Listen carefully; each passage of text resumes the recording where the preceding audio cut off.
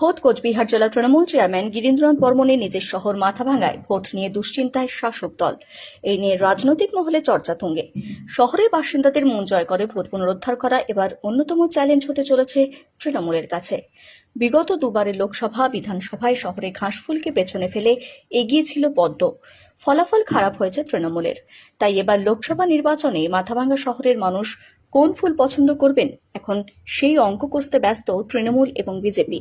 বৃহস্পতিবার মাথাভাঙ্গা 11 নম্বর ওয়ার্ড থেকে লোকসভার প্রার্থী জগদীশ চন্দ্র বর্মা বসুনিয়ার সমর্থনে শহরবাসীর কাছে ভোট ভিক্ষা করেন জেলা তৃণমূল সভাপতি অভিজিৎ ভৌমিক। রাজনৈতিক মহলের একাংশ মনে করছে, গত লোকসভা ও বিধানসভা নির্বাচনের ফলে স্পষ্ট যে শহরের একটা বড় ভোট ব্যাংক বিজেপির দিকে ছিল, যদিও গত পুরসভা নির্বাচনে তার প্রভাব পড়েনি। জেলার চেয়ারম্যান গিরীন্দ্রনাথ বর্মন বলেন, লোকসভা ও বিধানসভা ভোটের সঙ্গে পুরো ভোটের হিসেব না মেলারই কথা, কারণ